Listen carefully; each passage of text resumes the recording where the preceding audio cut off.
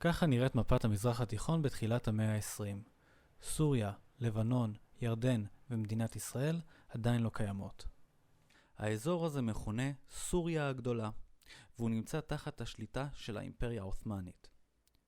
רוב מוחלט של התושבים בשטח הם ערבים, אך יש גם מיעוט יהודי, בעיקר בערים חברון, צפת, טבריה וירושלים. על פי המכון לאסטרטגיה ציונית, ערב העלייה הציונית הראשונה חיו בפלסטינה כמעט 500,000 ערבים ובערך 45,000 יהודים.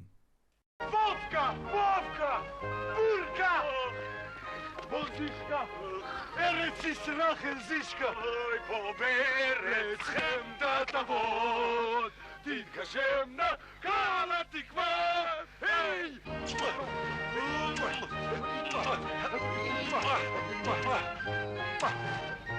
أحمد شوف مين هذا؟ هذا اليهود. אחד העם, הרי הוא אשר צבי גינסברג, מגיע לביקור בארץ ישראל ומעלה את רשמיו מהביקור על הכתב, ומתאר שם גם את מערכת היחסים עם הערבים. למאמר הוא קורא אמת מארץ ישראל, ושם הוא מספר על כך שהערבים, גם העיקרים וגם העשירים בעלי האחוזות, נהנים מהעלייה היהודית. אבל, הוא מזהיר, אם הם ירגישו שהיהודים באים לדחוק אותם, הם לא יוותרו בקלות. במקביל לחיים בפלסטינה, היהודים בגולה עושים מאמצים ופונים לאימפריה שהשמש אינה שוקעת בה לעולם, בריטניה. היהודים מבקשים מבריטניה לקבל שטח למדינה יהודית באחד מהמקומות שהיא שולטת עליהם, ובריטניה מציעה להם את אוגנדה. היהודים מערערים בהצעה, אך מעדיפים לדחות אותה. על ארץ ישראל אין מה לדבר עם בריטניה, היא כרגע נמצאת תחת אזור השליטה של האימפריה העות'מאנית. ב-1914 פורצת מלחמת העולם הראשונה. מצד אחד נלחמות בריטניה, צרפת ובעלות בריטן, ומצד שני נלחמות גרמניה, האימפריה העות'מאנית ובעלות בריטן.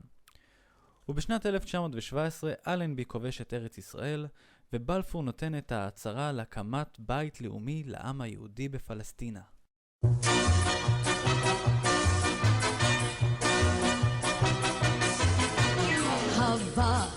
אבל רגע אחד, זה לא נראה קצת מוזר? לא קפצנו מעל משהו? אם ייתנו לכם פתאום ג'יפ חדש מהיצרן בחינם לדוגמה, לא תשאלו שאלות? הרי הבריטים ידעו שפלסטינה כבר מיושבת. להערכתם, פלסטינה הייתה מיושבת באותו הזמן על ידי כמעט 700,000 ערבים, ומיעוט יהודי שהיווה בערך רק כ10%, שרובם בכלל היו מהגרים שהגיעו ב30 השנים האחרונות. אי אפשר שלא לשאול מדוע ניתנה הצהרת בלפור דווקא ליהודים היושבים באירופה, ולא לרוב האנשים שיושבים כבר בארץ. בואו נלך קצת אחורה בזמן. מלחמת העולם הראשונה מתחילה, והאימפריה העות'מאנית חוברת לגרמניה. ב-16 בדצמבר 1915 מגיע מרק סייקס לדאונינג 10 ופורס את חזונו לעתיד האימפריה הבריטית. הוא רוכן מעל מפת המזרח התיכון ואומר, הייתי רוצה לראות קו הנמתח בין האות האחרונה של המילה אקו עד לאות הראשונה בשם העיר קירקוק. למה אתם שואלים? ובכן, ליד קירקוק יש שדות נפט גדולים, וסייקס קיווה ליצור רצף טריטוריאלי מקירקוק שבעיראק עד לנמל חיפה. בנוסף, הבריטים רוצים ליצור אזור חיץ שירחיק את הצרפתים מתעלת סואץ שבשליטתם. העניין מסתבך כאשר גם הצרפתים מזהים את הפוטנציאל של נפילת האימפריה העות'מאנית, ופותחים במשא ומתן בראשות ז'ורז' פיקו כיצד יחלקו בינם לבין הבריטים את השלל. המשא ומתן הוא לא פשוט, ושני הצדדים לא מצליחים להגיע לפשרה על אזור פלסטינה. לבסוף הם חותמים על הסכם, השטח האדום לבריטניה, הכחול לצרפת, והוסכם שהאזור החום יהיה מוגדר כאזור בינלאומי. הבריטים לא מרוצים מההסכם, ולאור המלחמה שגובה מהם מחיר קשה, הם מקווים לקבל את תמיכת ארצות הברית, שעד אז ממאנת להצטרף למלחמה. בינואר 1917, הנשיא ווילסון נואם בפני הקונגרס האמריקאי ופורס את משנתו כנגד האימפריאליזם. הבריטים, שכמהים לתמיכת ארצות הברית, מבינים שכיבוש בריטי של פלסטינה לא היה מתקבל בעין יפה על ידי ארצות הברית. אך עם זאת, בנאומו הוא מוסיף כי הוא תומך בזכות להגדרה עצמית ושחרור של עמים. מבחינת הבריטים וגם מבחינת הציונים, הפתרון למצב בפלסטינה מתחיל לרקום עור וגידים. הבריטים ייקחו תחת חסותם את הרעיון הציוני וכך יקבלו שליטה מסוימת על פלסטינה. יהודי אירופה יזכו לטריטוריה בחסות האימפריה הגדולה בעולם, בריטניה לא תצטרך לכבוש את פלסטינה ולא תיתפס על ידי ארצות הברית כאימפריאליסטית, אלא כמדינה התומכת בזכות להגדרה עצמית של העם היהודי. בנוסף לכך, הרברט סמואל הבטיח לבריטים את תמיכתם של יהודי כל העולם בכלל, ושל 2 מיליון היהודים היושבים בארצות הברית בפרט. לסיכום, ארצות הברית נכנסת למלחמה ועוזרת לבעלות הברית לנצח, הבריטים מקימים את צינור הנפט מעיראק לחיפה, והיהודים מקבלים אישור להקים בית יהודי בפלסטינה. כולם מרוצים. اللي عندين بابور اللي جابهم. חייבים לומר את האמת. את הערבים, הבריטים לא ממש ספרו. גם היהודים לא.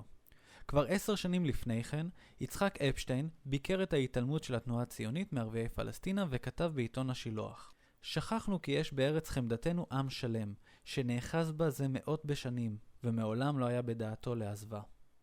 הצהרת בלפור הכתה את ערביי פלסטינה כרעם ביום בהיר.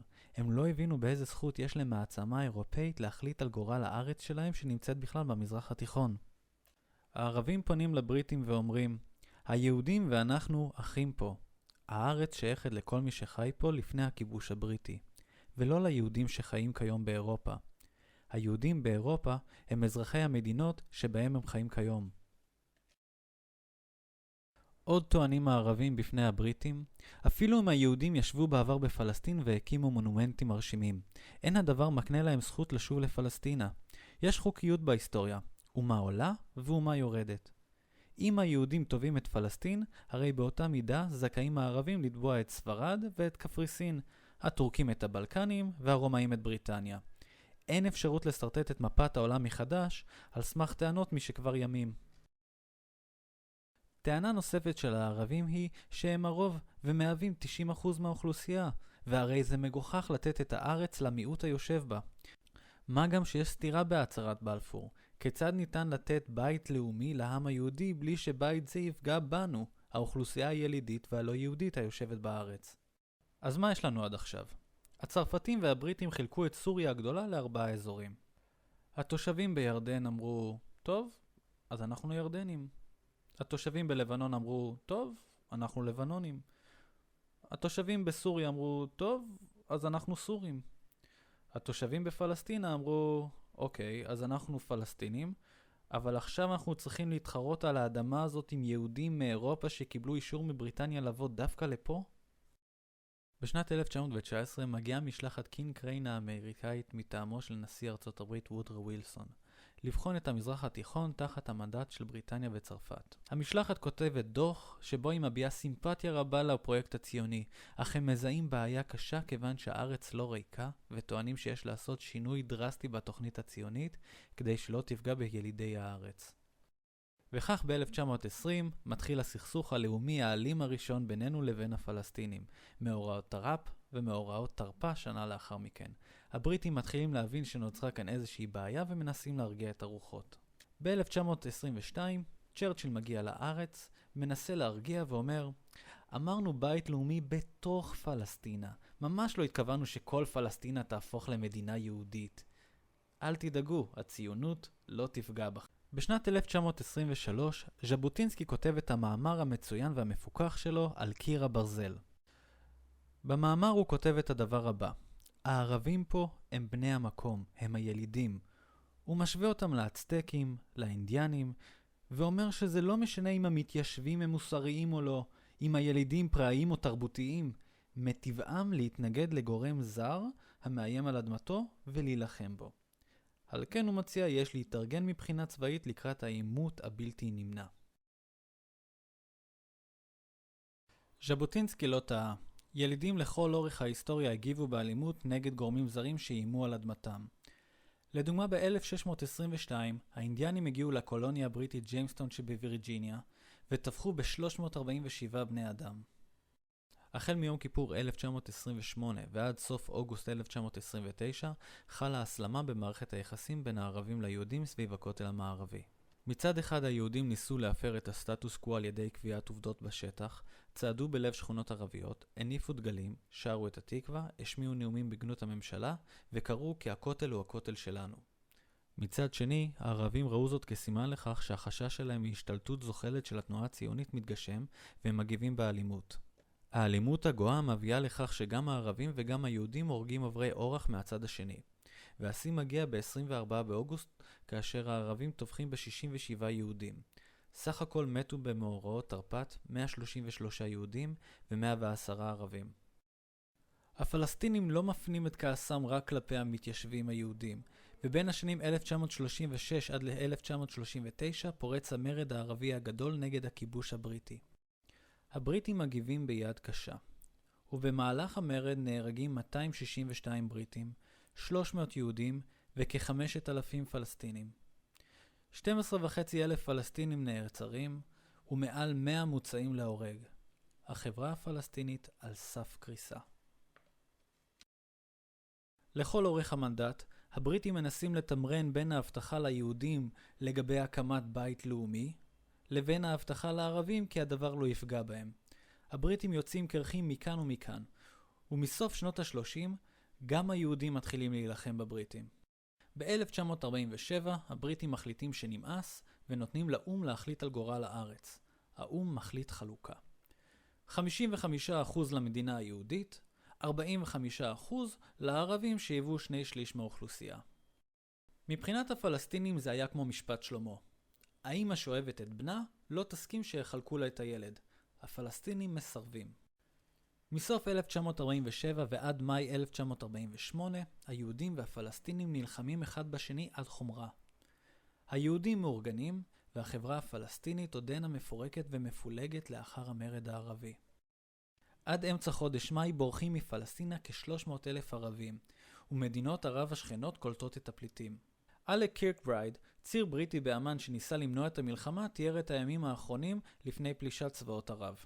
אין בכוחי לספר או לרשום את השיחות הרבות מספור שהיו לי עם מנהיגים ערבים שבהן דשתי וחזרתי ודשתי באותם דברים, וקראתי לנהוג בזהירות כדי להיווכח לבסוף שכל מאמציי היו לשווא, בשל הפניות הנואשות לעזרה שנשמעו מאי שם בארץ ישראל, או בגלל הגעת קבוצת פליטים חדשה והשמועות החדשות שהפיצה. אבל יש לנו כאן גם סיפור קטן של בגידה. גולדה מאיר נפגשת פעמיים בחשאי עם מלך ירדן עבדאללה. עבדאללה ממש לא מעוניין להיכנס למלחמה נגד הציונים בארץ ישראל. הוא בעיקר מעוניין להגדיל את שטח מדינתו, ומבחינתו לספח את השטח שמוקצה לערבים על פי תוכנית החלוקה. אלק קירקברייד מוסיף, לחץ ציבורי עצום מופעל על המלך עבדאללה להכניס את כוחותיו לארץ ישראל לאלתר. העובדה שאמן מוצפת פליטים פלסטינים אינה עושה את העניינים קלים יותר.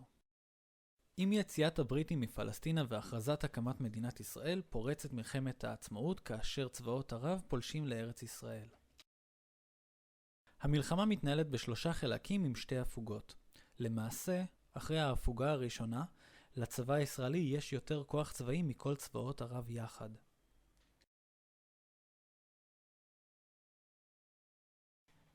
במהלך מלחמת העצמאות, כ-350,000 פלסטינים נוספים בורחים מאימת המלחמה או מגורשים על ידי הצבא הישראלי.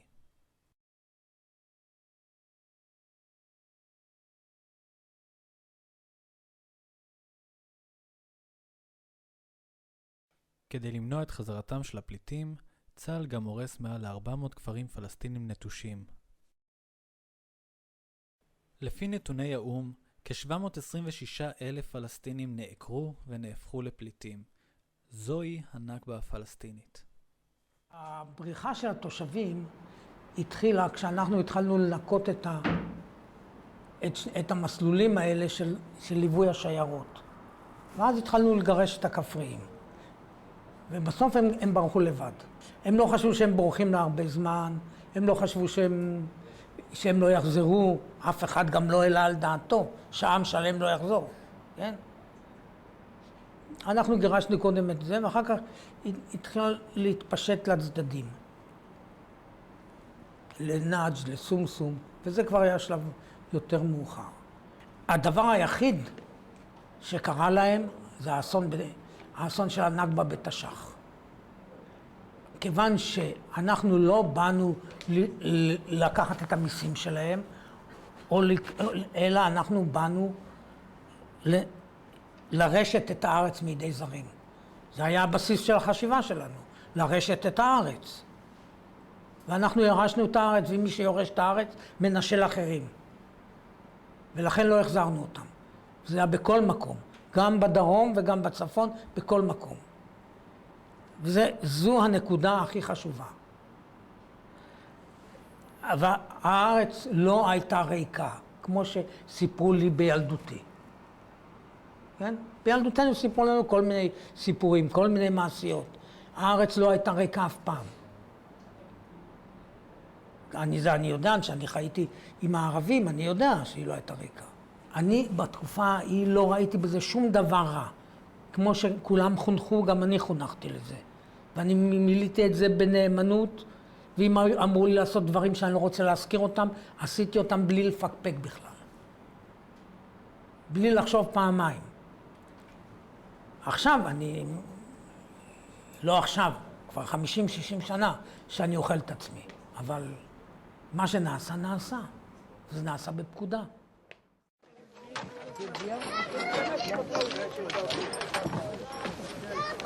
شوي انتوا طلعتونا على الكاميون وين بدكم تاخذونا بدون اكل وبدون مي عطشانين الجماعه عمالوا بيموتوا לוקחים אנשים ושולחים אותם לגלות. אתה לא רואה? שישאלו את המנהיגים הנחמדים שלהם. סך הכל מעבירים אותם לצד שלהם. ומה הם יעשו שם? על זה הם היו צריכים לחשוב לפני שהתחילו. התחילו מה? חייך מיכה, אל תעשה לי פרצוף של צדיק. מה שאנחנו עושים פה זה סידורי הגנה הכרחיים. בוא'נה, תפסיק עם הקשקושים האלה, אתה נלחם על הקיום שלך. חוץ מזה אנחנו לא יכולים להשאיר אוכלוסייה עוינת מאחורי הקווים שלנו. קיום שלך. בוא'נה, שיגידו תודה שלא הורגים אותם. בדיוק. הייתי רוצה לראות איך הוא היה מגיב אם הערבים היו כובשים לו את הכפר שלו. בוא'נה, לאן אתה הולך? בוא נשחק. אין לי כוח.